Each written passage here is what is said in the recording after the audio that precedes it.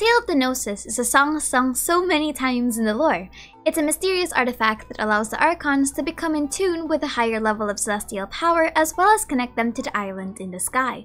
Simply put, it's a powerful artifact that does have the ability to reach beyond. We know that the Tsaritsa is collecting them in her crusade against the foundational principles, but the fascinating question in the lore is, why are some of the Archons so quick to collaborate with her? So today, I want to pose a conspiracy theory, and that's the Archons are all conspiring to fight Celestia from the shadows, not just the Fatui Harbingers and the Tsaritsa. So let's begin this video with an important disclaimer. This is all just a theory, nothing here is indicative of the final product, okay? Now the question is, why would the Archons fight Celestia? Well, I don't think they'll directly fight them, but their distaste or fear is very palpable. No, my theory is that their sentiments of the Tsaritsa fighting the heavenly principles are overall supportive, and that they aren't opposed to the idea of burning away this world for the sake of a new one. Some either believing that it's for the best, and some just genuinely curious. And I want to use the Gnosis as my anchor to this theory, but honestly there's a lot more variables to all of this that I'll cover in future videos. If you notice how Genshin frames the story of the Gnosis, you'd see the suspicious lack of agency when it comes to these supposedly important artifacts, but the Tsaritsa has the intention of using it for whatever mission she has in mind. The Archons are either willing to trade it away for a bargain or even just store it somewhere far away, which actually directly contradicts the supposed weight that comes with having a Gnosis. They're known as internal magical foci that resonates directly with Celestia, something that may or may not be a good thing. The Gnosis' power is beyond the average control of even an Archon, so to see it treated so lackadaisically is so weird, especially considering that these gods have been relatively careful, sentimental, or even paranoid with other things. Zhongli says that the Gnosis has lost all meaning. Ace says that she has no use for it. So my guess is that the Archons are aware of the Tsaritsa's plan of rewriting the principles of the world with varying levels of both involvement and knowledge, however. But to better grasp this theory, let's break them down individually. The first fascinating conspiracy is the question of Venti's complacency when he lost the Gnosis. The cutscene that led up to him losing the supposedly important artifact was brutal, harsh, and showed a powerless Venti against the might of the 8th Harbinger. But the underlying subtext of that exchange adds a level of mystery. First is that Venti already makes a hint that he knows that the Fatui are here for something deeper, something that he tells Diluc during one of the heists to the stronghold.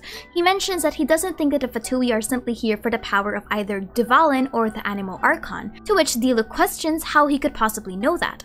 Venti promptly laughs that away and moves on with the heist. The second is just how suspicious this entire exchange was. Newly recovered or not, Venti is still an Archon that has the abilities of his Gnosis. Yes, he might be depowered after years of sleeping, but there is no direct proof that the Gnosis would suddenly lose all their power by then. After that encounter though, we also see instances of Venti's divine abilities begin to kick in. And the last is just how suspicious the buildup of this entire encounter is and its resolution. Venti does make a struggle against Signora, but most of his dialogue is just taunting her. And that afterwards, he never really talked about trying to get the Gnosis back. Though we have to look at a direct contradiction to this theory. Venti says that the Tsaritsa cut off all ties with him, and we also know that Venti's awakening is very recent considering he is not aware of the Dvalin situation. So if I were to wager a guess, Venti's knowledge about the Tsaritsa's plot was nothing short of guesswork when he realized that the Fatui were planning on taking something that had the Anemo Archon's power.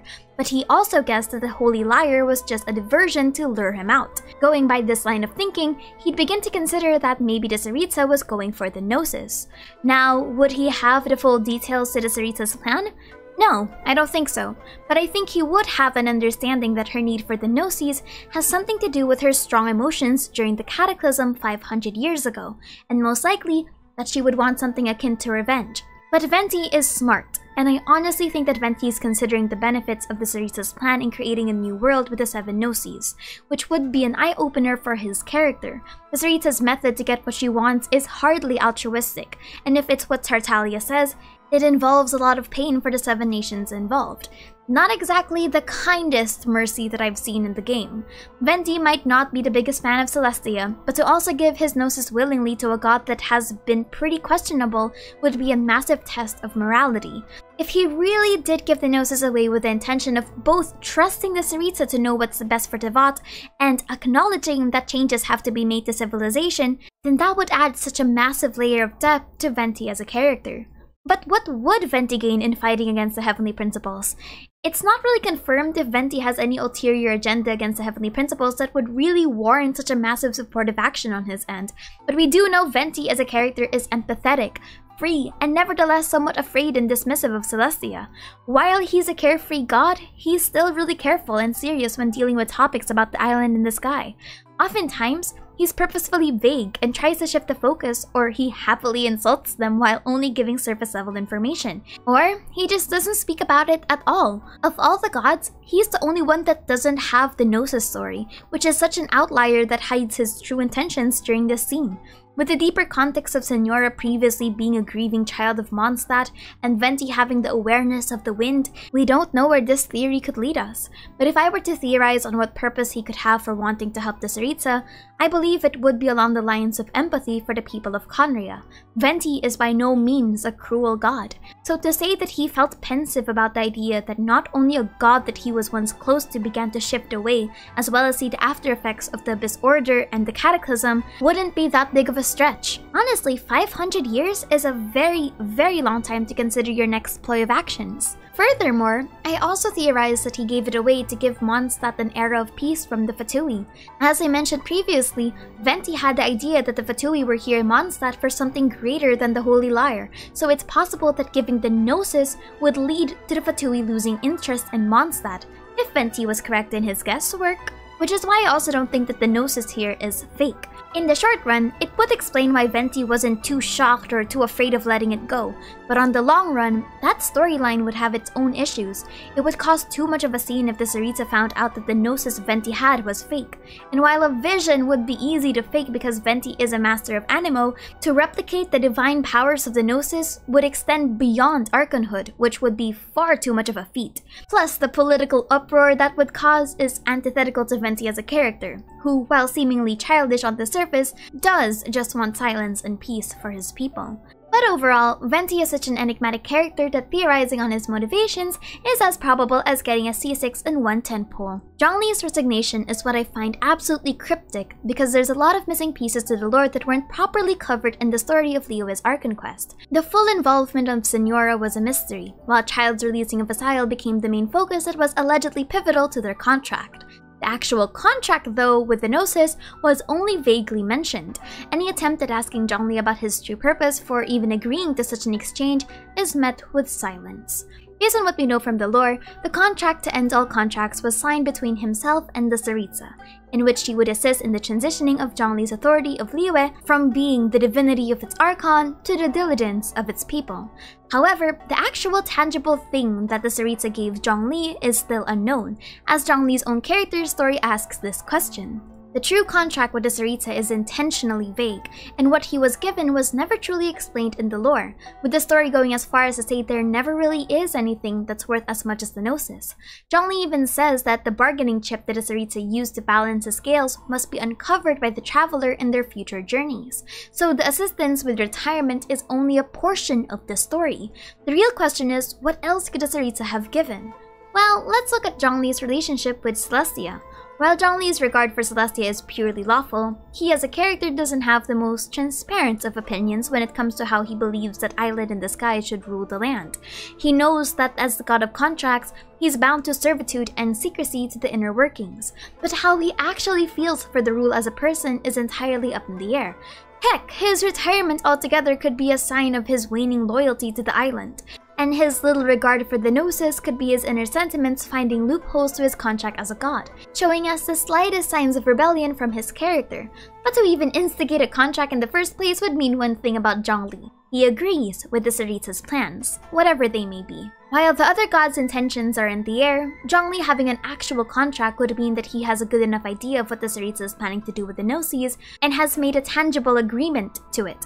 Zhongli read the EULA before signing. But the question is, what could the Tsaritsa have given in exchange for using the Gnosis to further her goals?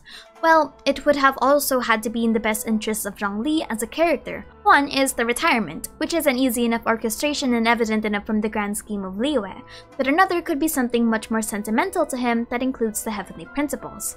So let's give a bunch of theories. My first theory is about something that regards the rulership of Teyvat as a whole and the role of the Heavenly Principles as gods, or moreover, their jurisdiction. If we use the Liyue's message of humanity usurping gods as a parallel, it's possible that Zhongli also believes that the heavenly principles should absolve themselves of the authority, and that the people should not have to hold themselves back serving under the gods, or that the gods are the ultimate adjudicators of justice. Because consider their judgment on the people of Khaenri'ah, a nation that, while fell because of Rhine-Daughter's creations, was also punished indiscriminately. The people suffered regardless of their intention or part in their initial cataclysm, which is honestly such a dick move. Maybe the cataclysm 500 years ago planted the seeds of doubt in Zhongli, just as it did for the Tsaritsa, regarding the ultimatums that the gods put on their people.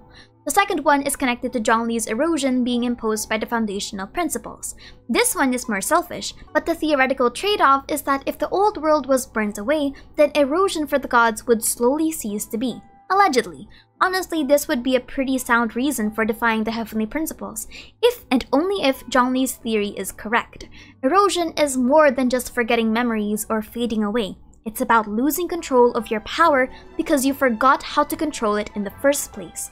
The reason that Azhdaha became the way that he was is because he forgot the path that he was supposed to take as a guardian of Liyue, and the greater the power, the greater the danger erosion might bring. If we were to cut off the foundational principles that imposes erosion, then don't you think that would be a kind of net positive on paper?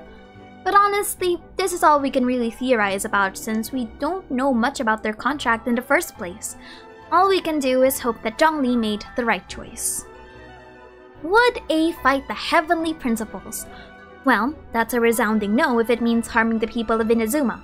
But I do think that she wouldn't be opposed to the idea of someone or something else fighting them on her behalf. And to give us the proper context, we need to look at her relationship with the Fatui. The Vision Hunt Decree is the strongest manifestation of several things that began to boil over. First is A's paranoia, regarding Inazuma's progress potentially leading to a cataclysmic event similar to what took away her sister. Second is the Fatui enabling A's potential paranoia. And the third is the establishment of the black market in Inazuma by fanning the flames of war. If you notice throughout the story of Inazuma, the Gnosis is hardly present, and it's honestly an afterthought that Yaemiko uses the bargain for the life of the traveler. But in this theory, I want to focus on the relationship of the Fatui and A, something that was horrendously unexplored despite the seeds of complacency being placed in the dialogue. We don't know the complete specifics, but we know that A was already aware of the Fatui's goals and that they weren't impeding on her aspect of eternity. The Fatui could have lied to her, most definitely, but with how open Senora was discussing her god's dreams being the noblest and purest thing in the world, right in front of the Shogun, and how the people of the revolution were just building blocks to realizing eternity, I don't doubt that there is a level of transparency between the Fatui and the Shogun. Which only makes me question this arc and quest even more, because if A was talking about the selling of delusions, I would actually hurl a rock at her, because imagine taking away a vision but allowing the delusions to thrive, especially since preserving the lack of progress was her motivation. We're going to be giving A the benefit of the doubt here and say that she's not completely hypocritical. We're just going to rightfully assume that she only knows about the Fatui's implementation of the Vision and Decree, not the background institutions of the black market, okay? So going with that, I want to open the possibility of her deal with the Tsaritsa in the first place. Because while the Gnosis could have been the Fatui's intention from the very beginning, as we see this shot of Senora's aspiration to reach for the Raiden Shogun the same way she reached for Venti, the black market could have also been their primary goal. And this could be something that A wasn't aware of. And that's important, because A's situation that led up to the Vision Hunt Decree is messy. Let's start with her deal with the Fatui. It's currently unknown what they could have offered them that would have made the Shogun consider two things. One is to treat the Fatui as diplomatic allies, and two is to agree to shut off the entirety of Inazuma from the outside, but still allow the movement of Snezhnayan diplomats from within. That's the key difference here from complete political blackout. The Fatui are such powerful individuals that honestly, both the Shogun and A should have realized that keeping them around would also disturb the peace of Inazuma, which it most certainly did, so that begs the question of what made the Fatui special. Well, my theory is that it has something to do with defying the heavenly principles to preserve Inazuma. Because after all, if the Tsaritsa's goal would end up allegedly stopping the heavenly principles, then what would Inazuma be lost to in the event that it strode forward the same way that Khaenri'ah did? And the reason this theory is so hard to justify is because A's characterization and logic are so polarizing. On one hand, Makoto implies in A's story quest part 2 that the separation of Inazuma from the clutches of the Heavenly Principles is a good thing, and A says in her cutscene that Khanria lost everything to the Heavenly Principles. On the other hand, she believes that eternity through stasis will bring Inazuma closer to the Heavenly Principles, and that such a thing would spare Inazuma from the overall despair of death. So if I were to try to put these both together, it's more of reluctant obedience. She wants to be closer to the Heavenly Principles because that would mean that Inazuma is spared from the fate as Khanria. But just because the cage is pretty doesn't make it less of a cage, which is why the ultimate salvation would be to be freed from the judgment of the Heavenly Principles in the first place. The Fatui could have rationalized that sealing Inazuma is a good idea and taking away the visions is because they're connected to the concept of ambition, something that would be in line with A's thoughts of stasis. But also, they could barter, allowing themselves to stay in Inazuma so that they could keep watch of the people following the Sakoku decree and help the Raiden Shogun and A preserve the peace of Inazuma by combining the knowledge that they know from their Tsuritsu. That being potentially divine knowledge that they possess as characters, Sky is fake and all that good stuff. If you theorize it like this, it would help solidify the bargain between A and the Fatui that the Archon quest unfortunately left very vague. Because again, there wasn't really any concrete positive reason for the Fatui to be meandering in Inazuma in the first place. Does this mean that A would be willing to directly oppose the Heavenly Principles? Questionably, yes, if she sees them as strong enough of a threat to her peace. Her end goal has always been to keep Inazuma prosperous, and if the Shogun was willing to fight her creator to preserve her ideal of eternity, I think that A, if push comes to shove, would also have a feeling of revolt. Now I want to tackle this theory from another light. If I theorize that Venti, Zhongli, and A were already aware of the Tsuritsu's plans, I believe that Nahida's perspective on this is still floating up in the air. We need to consider that while she's been awake for the duration of her concealment, she's still relatively new to actually experiencing the world around her. On a base level, I would say that she's the only Archon that would almost be exempted from this theory of conspiring against Aletheia for the sole reason of her ignorance. She was never directly contracted by the gods. She has no direct relationship that we know of with the Tsuritsu in her current form. She seemed particularly hostile of the Thorin Scaramouche, and she was unwilling to give the Gnosis until the bartering. So what is Nahida's place in the entirety of the conversation? My speculation is that her lack of current wisdom regarding the circumstances of Teyvat plays a crucial role in her slowly realizing the weight of the Tsuritsu's plans to fight the Heavenly Principles.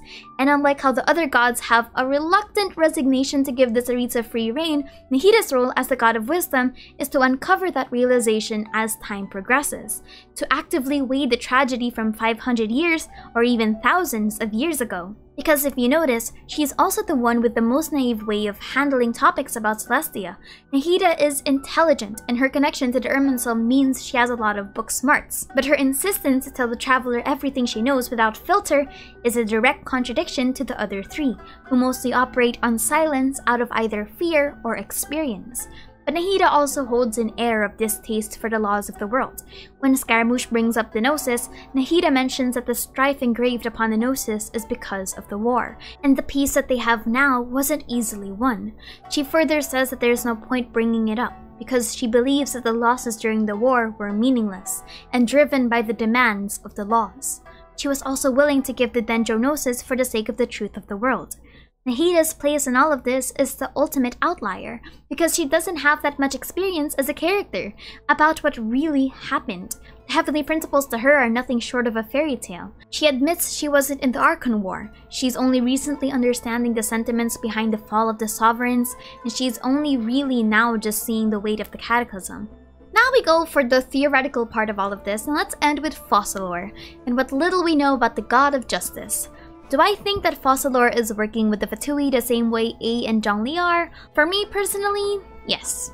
A part of me thinks that Fontaine's current state actually lends well to being allies with the Fatui rather than direct enemies. Both Snezhnaya and Fontaine are technological powerhouses, and there's enough lingering problems with both Fontaine's legal system being morally questionable and its power supply being harmful to its environment that the Fatui could definitely capitalize on. If the Fatui were able to capitalize on A's fear, I'm sure they're able to capitalize on Fossilor's illusions of grandeur and bouts that the people of Fontaine have no sins. But the contradiction lies in the fact that would Fossilor be willing to part with the Gnosis if she knew the true plans of the Fatui in fighting the divine. The god of justice knows not to make an enemy of the divine, and she believes that the people of her nation bear no sins in the eyes of the law. So would she really be so callous as to risk those ideals and sign her gnosis away for the possibility of fighting the very foundational principles her ideal of justice holds so dearly? That's the question for her character.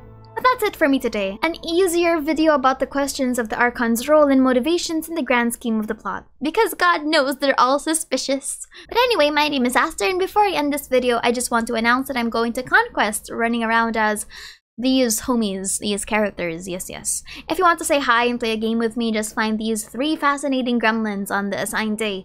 I don't have a panel or anything because I also didn't want to sign up, because I also did kind of want to run around. But yeah, that's about it. Bye-bye. But overall, Venti is such an enigmatic character that theorizing on his motivations is as probable as getting a C6 in 110 pool.